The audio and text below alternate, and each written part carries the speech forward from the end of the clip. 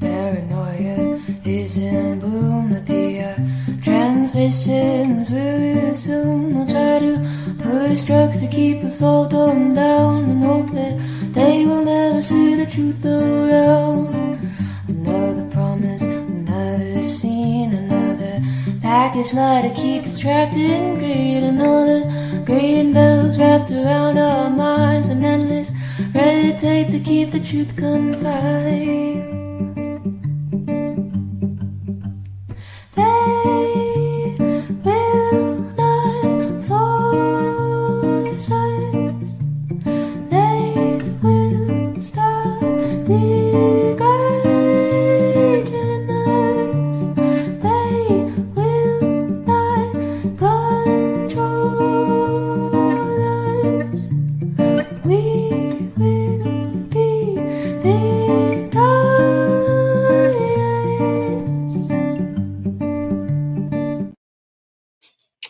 Hello, everybody. Thanks so much for tuning in. Tonight, Josh cannot join. So I'm going to bring it back old school and do a Savage Joy rant about things that are going on in the news. Unfortunately, I don't have Josh, so I won't be able to, show videos and articles and things like that. But I do still want to, talk about things that are going on. This year is off to a clusterfuck of a start, as always, very predictable. So I do admit I'm still on Facebook, and mainly because I have some relatives on there, but also because of the memories. I check my memories every night. Sometimes I can find some great memes that I posted in the past, and sometimes I find some really fucking depressing ass shit. And what I'm finding currently is exactly 6 years ago was when I moved to Iowa for almost 6 weeks to volunteer for Bernie Sanders for his second campaign. I got to Iowa on January 1st. So each day I've been getting these, these memories popping up, and I'm like, oh my God, this is, I see how hopeful I was, and that's the worst part. I didn't know anyone in Iowa. I didn't have a car. I'd never been there. I just went. And that was as I was starting to go blind on top of it. Everything it was literally like 4 below. There was a foot of snow and ice, and I was just going door to door, talking to these people. And like I said, I had so much hope then. Like I really thought we were going to do it that time. And, no. So, now that I know what I know about Bernie and how, we've been divorced for a few years, I can honestly say I don't regret it. I think it was a huge part of my life. Just picking up by myself and moving somewhere for almost 6 weeks, while becoming disabled. It taught me that I can still do shit, even though I may not be who I was. Um, and I learned a lot. I really learned so much. I learned what a caucus was, first of all, which was insane. I met incredible people. I learned so much while knocking doors there as well because I live in Harrisburg area, Pennsylvania, and it was a very different animal door knocking here than it was in Iowa. Um, because Iowa is the very first state, you saw basically signs for all 20 candidates. That was back when there were like 20, 21, 22 candidates. Um, except, no lie, almost 6 weeks I was there, I saw one Kamala sign. One. No lie. I know it's believable because she dropped before the first vote was even cast. But yeah, it was really interesting talking to people. Just, what are you passionate about? What are your number one, what's your number one issue that you're focusing on? And it was so interesting because they have an open primary state in Iowa, and we don't, unfortunately. But um, so you can talk to both Republicans, Democrats, independent, you can talk to whoever, and they can caucus for whoever they want. And I'm not kidding you when I tell you every single Trump supporter wanted Bernie second. Um, but every single person I talked to, no matter whose sign they had in their yard or what party they identified with, it was always healthcare first. Always. Second was always working class issues, such as the fact that the federal minimum wage is still 7.25 after 15 fucking years. The fact that so many companies still won't allow unions. Um, so many things, but it really taught me that it doesn't fucking matter what party you are in or what candidate you support. All of us have that one thing in common. We want no war but class war. When it comes down to solidarity, if I'm walking, if I'm marching with someone at a rally and it's because they make, $2.83 plus tips as a waitress, I'm not going to go up and say, "Who'd you vote for?" I don't give a fuck. The fact of the matter is, they deserve a living wage. They deserve health care. That's how we need to look at things. And I know I've said this before, but I think we're learning, more and more every day that this is class war. Like, fuck rich people. They don't understand shit. Politicians are not your friends. I've said that for years, and so many people agree, but I swear the Mandani thing, I'm seeing it all over again. I'm seeing the Bernie. I'm seeing the we need a savior. We need someone um who's like gonna swoop in and carry us. And fuck that. That's us. That literally is ourselves. So as far as Mondani, hell yeah, it was mad cool that he um repealed the anti-BDS legislation and the absolute bullshit anti-Semitism legislation that was literally in existence just to um, harass people who were pro-Palestine. Props, because that was day one. However, I'm seeing shit like he's the next Bernie. He should go for president in 2028. Dude has been there less than a week. he hasn't had time to disappoint you yet. Can you just give it a minute? Because there were some things that he said in the primary that really fucking pissed me off. Um, Things like, yes, Israel has a right to exist. Yes, I support a two-state solution. Things like that. He posed for pictures with Alex Soros. He was endorsed by people who are APAC supporters and receivers. This isn't okay. And, we know from politics, or we should know for the past, 10 years, if you take endorsements from people, you owe them something. I'm sorry, these people like Eric Adams and shit, they're not going to endorse your ass unless you told them you were going to do something. So hopefully he lied to whoever he promised shit to. But I mean, when you're seeing people like Alex Soros with his arm around him and shit, smiling, that's concerning to me for sure.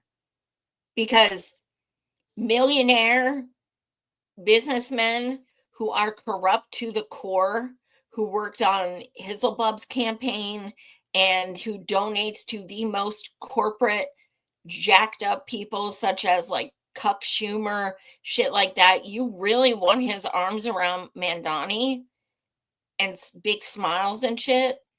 No, that should give you pause. Period. So we'll see. But people are so eager. It's sad. Like, politicians are not your friend. I posted a meme the other day that was like, thinking politicians are your friend is the same as thinking the stripper really likes you. And it's true. Politicians are just that. I had private Zoom meetings with Rashida Tlaib. And, we had a very like personable, genuine moment when she got very emotional. And she said, I went into this shit thinking that I could be an activist and I was just going to go in and tear shit up. And I was going to be like balls to the wall. And I didn't understand how it works. And she's still done some badass shit, but she's made a lot of mistakes. So I kind of appreciated the fact that she was vulnerable enough to say that. But at the same time, I'm like, you kind of just admitted you're compromised. So, is there such a thing as an activist who can become a politician? I don't believe so. Can he prove me wrong? Highly doubt it. Because I'm always going to be a skeptic. And honestly, all of you should too. None of us should, they don't owe us shit. They're already in office. They already got your vote. They don't need anything from you. So I think we all need to just chill, let him do his thing, see if we still like him in 2 days or whatever. Come on, guys, jump in the comments. Where are my people at? I see a lot of you watching, but I don't see any comments. So bring it in. So another thing, what's next on my list? Okay, so here we go. Fun Venezuela. We all knew this was going to happen, unfortunately. It is very interesting that Maduro is pro-Palestine. That's interesting.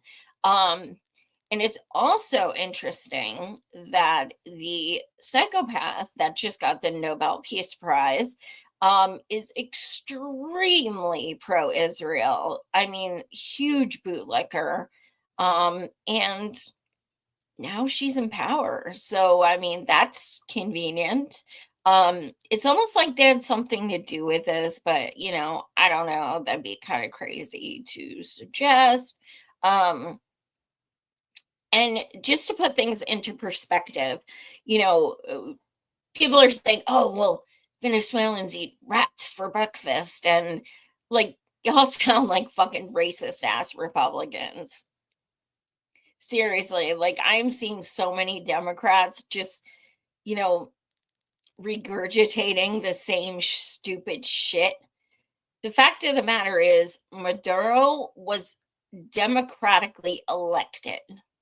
The people elected him. Whether we like him or not, that's irrelevant. That is completely moot. The people in Venezuela elected him. That is why they're protesting. They kidnapped that man and his wife. And they're trying to make it seem, this whole like drug deal bullshit. Come on now. Give me a fucking break. Anyone who believes that literally has brain worms. This shit's about oil and gold. Shit, every fucking war we've ever been in is about money, oil. It's always about something. It's not about peace or, trying to help people.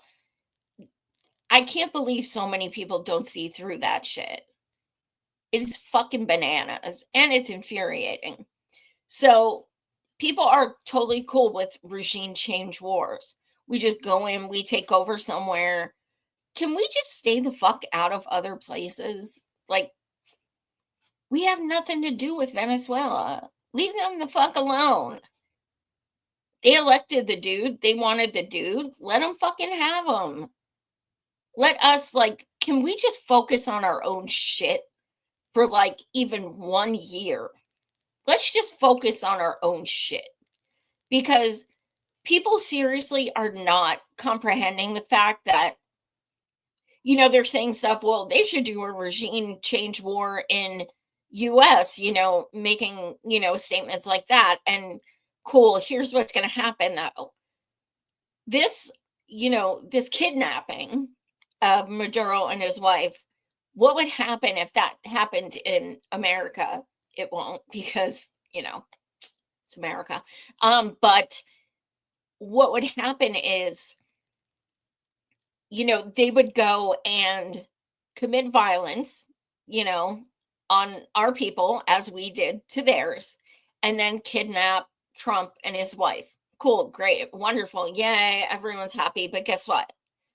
We don't get to pick who then takes his place. That's not how this shit works.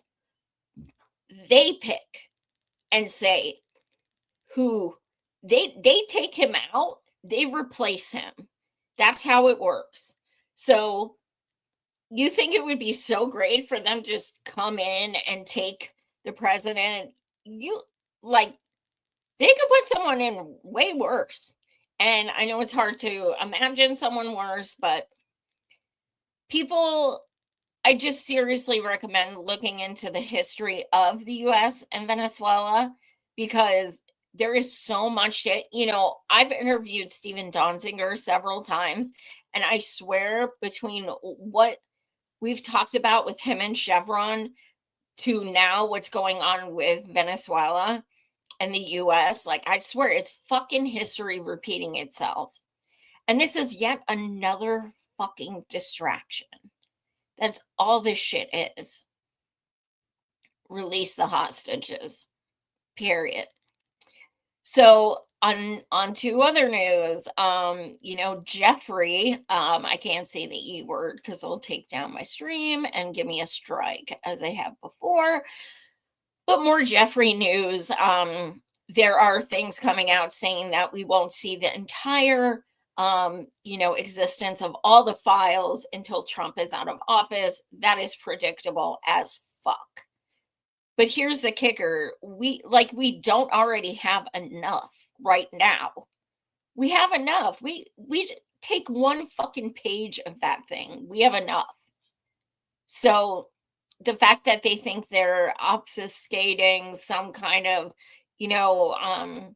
ramifications by not releasing everything till he leaves office is absurd.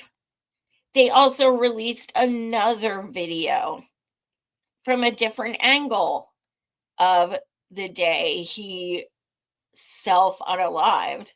None of the cameras were working. It turns out years later they were. There's another splice in the footage, which is very interesting. Um, I swear to you, the internet is the worst fucking thing in the world to happen to the establishment, to the CIA, to the FBI, to all those fuckers. It is the worst thing because when you go on things like X and you see statements, I mean, these people are bananas. They will debunk something in a matter of minutes. It's incredible. They're not letting this shit slide, and now more than ever, I'm seeing people step up and say fuck the system, and it's fucking beautiful. Even Trump supporters are now saying I was so fucking duped. He needs to release the files. He's not. He said America first. He's Israel first. And they're having this awakening. Doesn't mean they're not Republican anymore. Doesn't mean they don't, espouse the same, thoughts he does and beliefs he does. But it is pretty awesome to see that they're realizing they were in a cult and they can actually break from him, and they are willing to break from him when they get new information, which is something I have never seen Democrats do.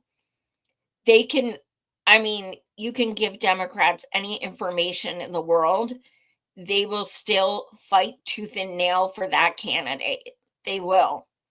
And we've all seen that shit. I think we are going to see historic numbers of non-voters in 2028. Call it apathy. I call it just a way to say fuck you.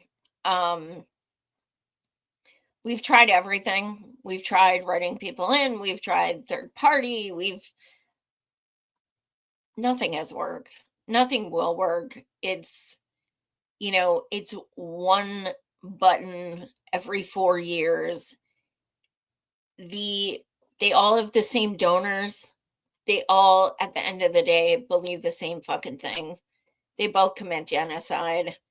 They're both warmongers. Does it really fucking matter? I don't fucking know. But I don't want to fucking be part of it. Like, I'm emotionally, physically, mentally, psychologically exhausted from the whole voting process. It's nonsensical, honestly, at this point. But people are already starting to talk about the election, obviously. Gavin Newsom, who is the fucking douche canoe, announced over 3 years in advance, which is pretty fucking stupid, because that's a lot of time for dirt to come out. I digress. So this is also the anniversary of the insurrection. Dun dun dun. So at this point, Trump has pardoned, I believe, 1,400 out of 1,500 of the people involved in the insurrection. It's very interesting to hear what people think about this. In a way, some people think it's just resistance. In a way, some people think it's just, so-called terrorism. I mean, there's certainly different opinions on it. I personally think that thankfully, it wasn't really, I mean, I don't watch corporate news, but it wasn't really talked about nearly as much this year as I think it was in the past. The amount of coverage for years that they focused on this was absurd. It was very much so, a guy put his feet on Pegosi's desk. Oh my God, that's so, offensive. That's horrible. And meanwhile, like, there's millions of kids without food. But you know what? Cool. So at least this year, I haven't seen as much about it. Interestingly enough, it is also the anniversary of Force the Vote. I've done my show over 8 years. However, Force the Vote town hall was the first time I shared my story publicly about going blind. And I was offered a spot on Force the Vote town hall day before, like last minute. Um, and I'm not sure if you guys remember Ryan Knight. I don't think he's really active anymore. But he gave up his spot so that I could talk. He offered, trust me, I did not ask. But he wanted someone with medical bills and with disability to actually have a voice, which they did not. It was a who's who of big followers and things like that. So I was so incredibly appreciative that I had a chance to go on that. And it was amazing. I opened the show and I don't know if I've ever been that nervous in my entire life. You can actually hear my voice quivering. I haven't watched it in a few years, but it's kind of painful to watch. But I so the first time I said the word disabled as far as to myself, it was that night. It was I said it to 130,000 people who were watching, and it was insane. Um, but the amount of people who reached out to me, literally easily over 1,000 people reached out to me over the next month, just thanking me for speaking out and things like that. And it changed my life. It did. It absolutely changed my life. It gave me wonderful connections. I got to know so many people in the disability community. I learned so much about, you know, disability and things that I didn't know because I never had to know it before. Um, and it was great. I was able to network with, so many people that became comrades throughout the years. Um, so it was powerful. It was life changing. It really was. And then I was a speaker at the Force the Vote protest and rally in DC a few days later. And that was amazing. And it came up on my memories. This gentleman, he came up and he's like, "Thank you so much for speaking. Said some very kind things."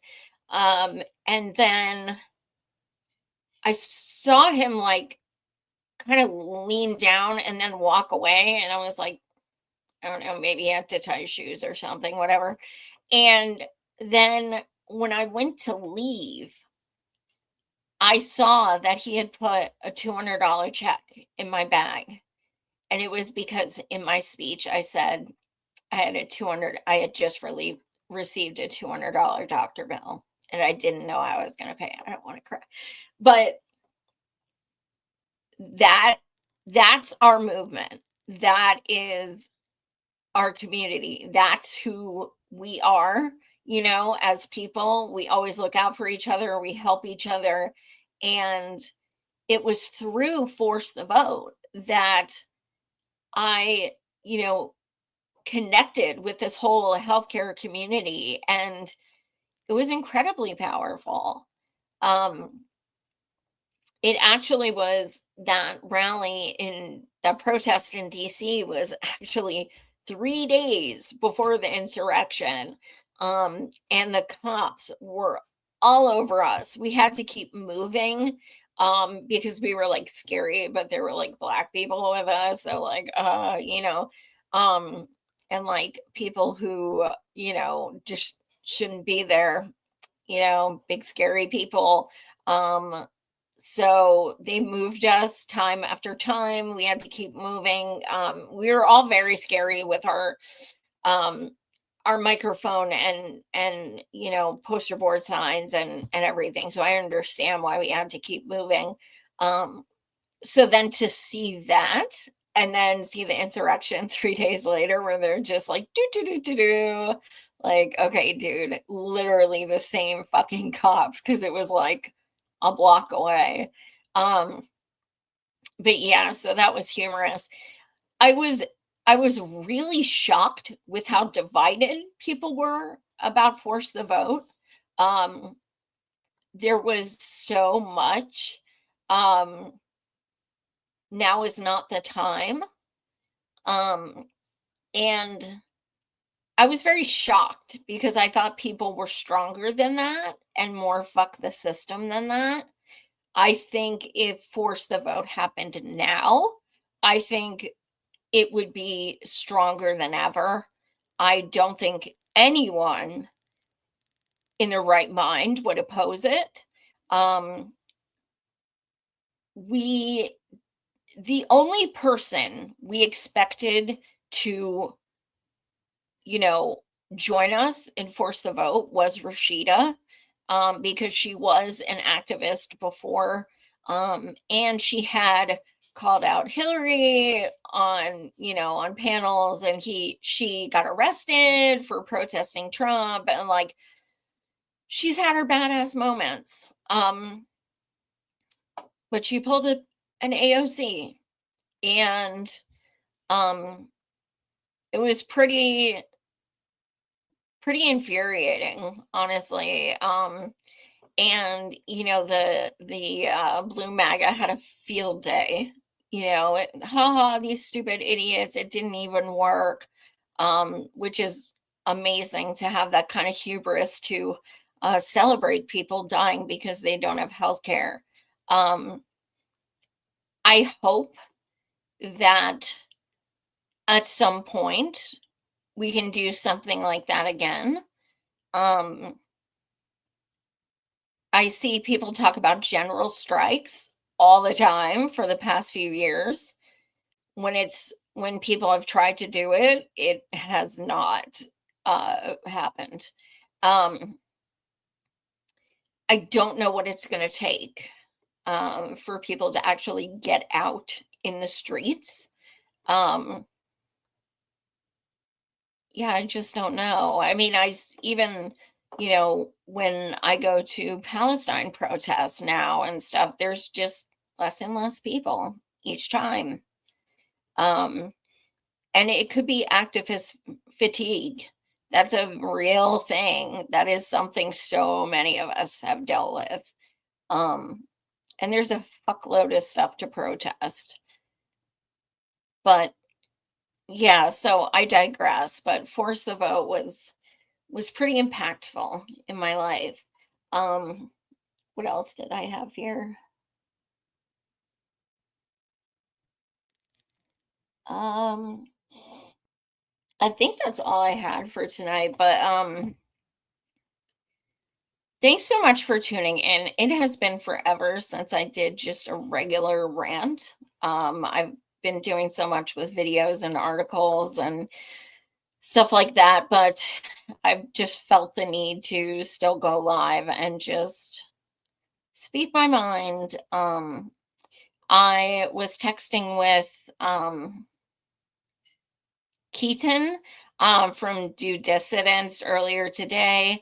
I'm going to be going back on the show on next Thursday, the 15th. It is shockingly coming up to the 3-year anniversary of East Palestine. 3 fucking years. Those of you who have watched my show know that I've been covering the derailment since the first day it happened. I've done dozens and dozens of interviews. I held a town hall with Jill Stein. I went there 4 times. I raised money to bring them food and water and clothing. And I still talk to several of the residents quite frequently. It's been a huge part of my life the past 3 years. So I'm appreciative to the fellas at Due Dissidence for having me back on to give this update, because it hasn't gotten better. It's actually gotten much, much worse. Medical needs are beyond help at this point. We're talking permanent, deadly things that are happening to people that are just not treatable, not fixable. They still don't have clean water. Think about 3 years in, still fucking drinking bottled water. And it's bottled water people have to donate to you. Think about being unhoused because if you go home, you know you're going to die that much quicker.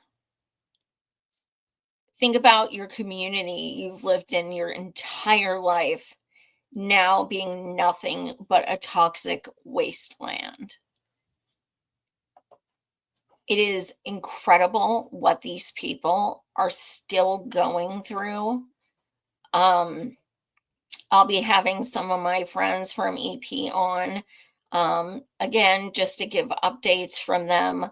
But, you know, JD Vance was actually like the only rep who was sticking up for them in court and everything. And, you know, when he got elected, they were actually hopeful because he legit would talk about them in court and stuff. But he became vice president, forgot they existed.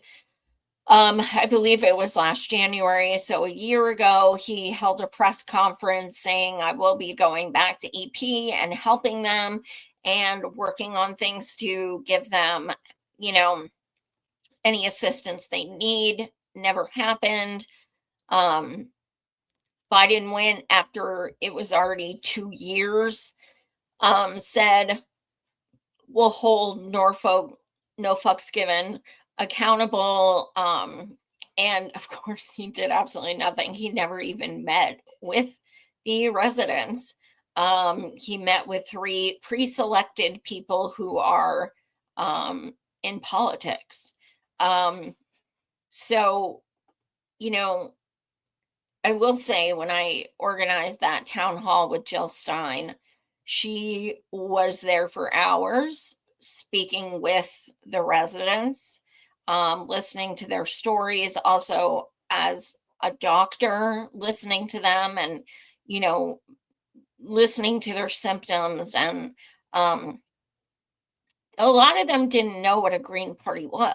They didn't know who she was.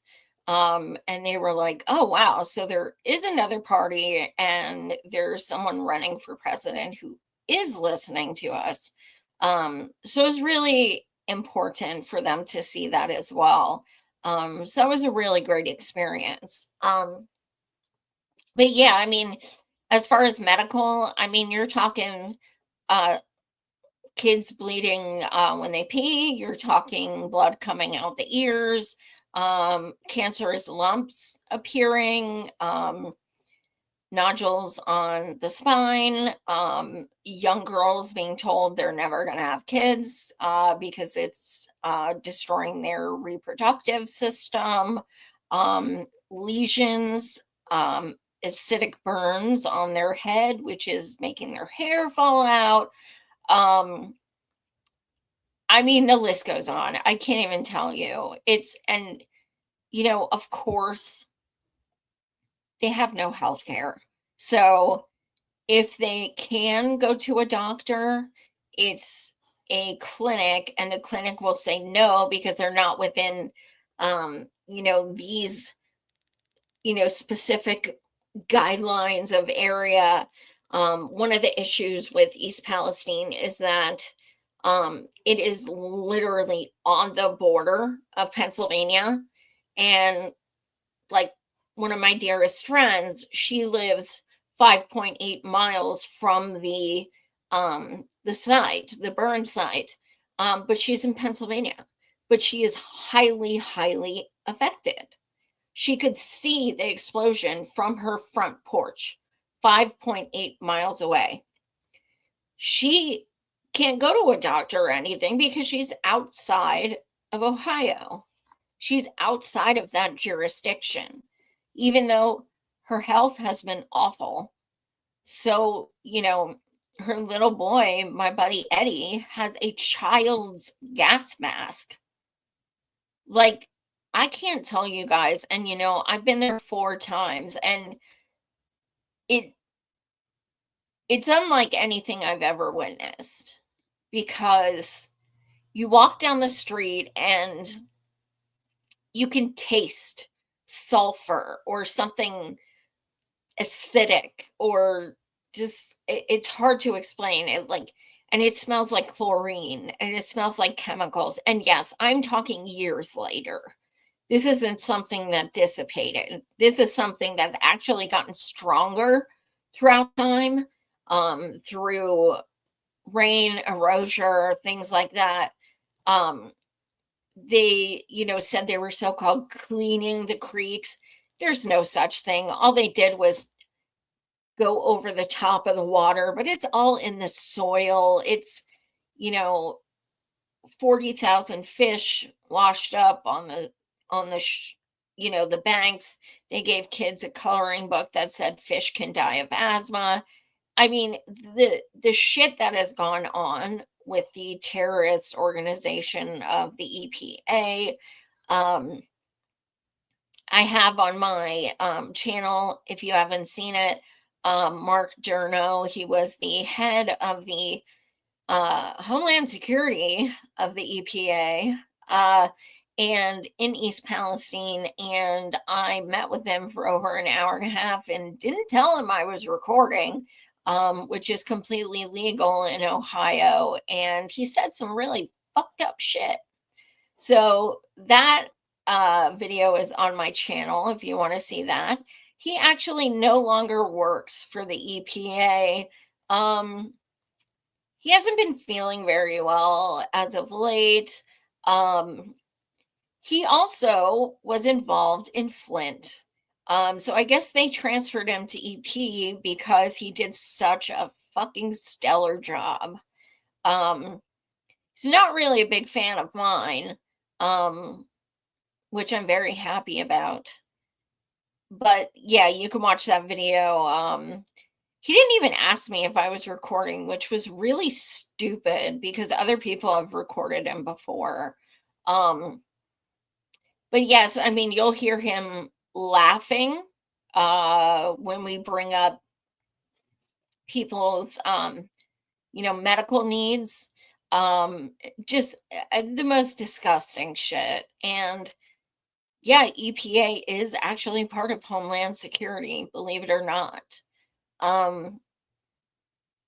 Yeah, I could go on and on, but yeah, I'll be doing some shows with some residents again. And like I said, look out for that update with Due Dissidents on Thursday, the 15th.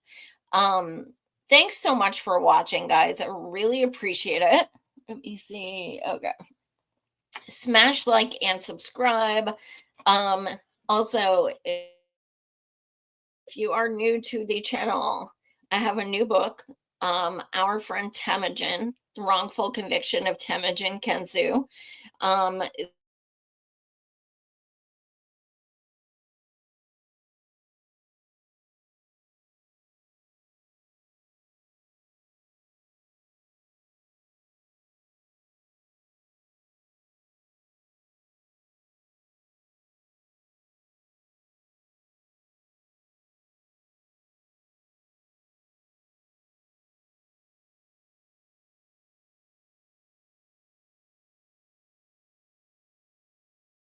Just died. Oh, here we go. Okay. So anyway, yeah, I interviewed him for over 5 years in prison, and he is serving his 39th year, even though he was proven innocent of the crime he's accused of. He's accused of shooting a young man once. And he has 17 witnesses that he was almost 500 miles away. So almost 40 years he's been wrongfully convicted and imprisoned. I flew out to Michigan to meet with him in prison, and it was quite life-changing. And that is what inspired this book. My book has court documents, transcripts, personal information about him, how he grew up, things like that. He was arrested during Satanic Panic. So if you know anything about West Memphis 3 or cases like that, that's Temujin. He was arrested at 23. He is now 62.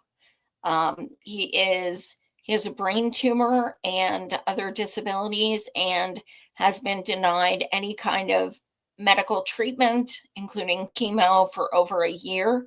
They even deny him over-the-counter vitamins. They give him nothing. So they quite literally are trying to kill him because he knows too much.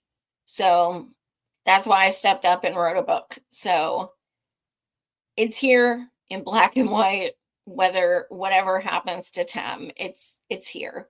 So it's so important that everyone learns this story, because Governor Whitmer, who says she's might be running for president, mind you, who is the governor of Michigan, has had his clemency papers on her desk for 6 fucking years and has ignored them. She's never said he's guilty. She's never said he's where he should be. She just simply doesn't address it. And so meanwhile, he is dying in prison. Please know his story. Please learn his story. Please share his story. He is represented by 8 different innocence organizations, some of whom wrote pieces for my book. You can get our friend Temujin on barnesandnoble.com or amazon.com on Kindle or paperback. Please do check it out. Thank you guys so much. Smash like and subscribe, and much love to you all.